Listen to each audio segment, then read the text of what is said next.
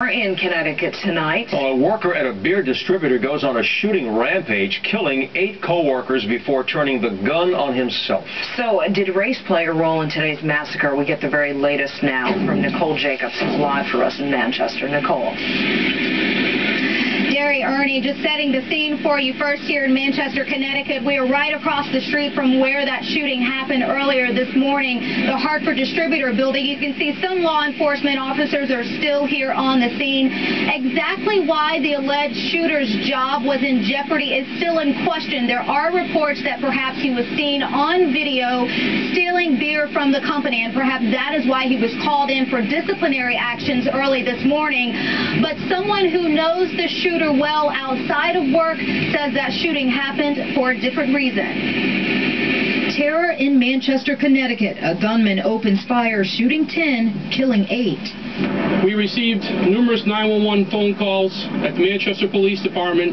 34-year-old Omar Thornton, a driver at the Hartford Distributor, was behind the trigger, according to police. He arrived at work 7 a.m. Tuesday to face a disciplinary hearing.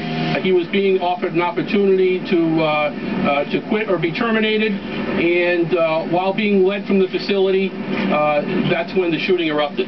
The mother of Thornton's ex-girlfriend believes the gunfire had everything to do with how he says he was treated by co-workers. Because of the racial slurs and everything that were occurring at work that he supposedly brought to his employer's attention, and nobody ever did anything about it. She says Thornton had the pictures to prove it, but perhaps never told union officials.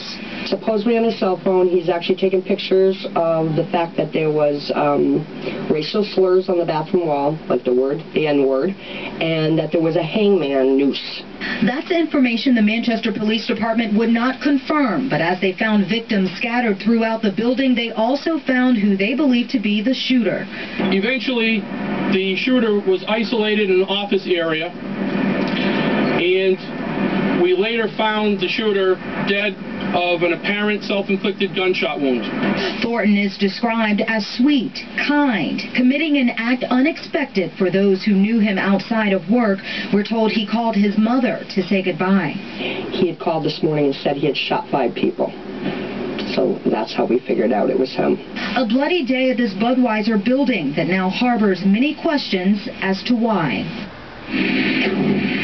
And taking a live look here in Manchester, Connecticut, you see these white roses were just dropped off by someone who's obviously paying their respects for those who have died. Again, 9 people total killed here this morning. The gunman is included in that number. As for the names of the victims, authorities are not releasing those names pending notification of the family. I can also tell you quickly that the family who owns this company did release a statement through a PR company. They say they are focusing on the families right now. They are extremely devastated over this tragedy, and they say they will release more information as soon as they get it. Live in Manchester, Connecticut, Nicole Jacobs, Fox 5 News. Hey, Nicole, before you go, we know that there were a lot of workers at the distribution warehouse today. What's the union saying about the incident?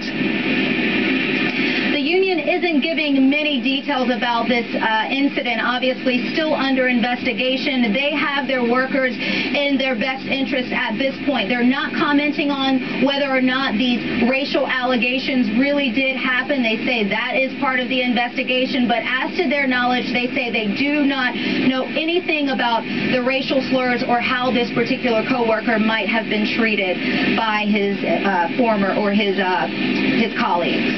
All right, Nicole, thank you for that. all right, Dave.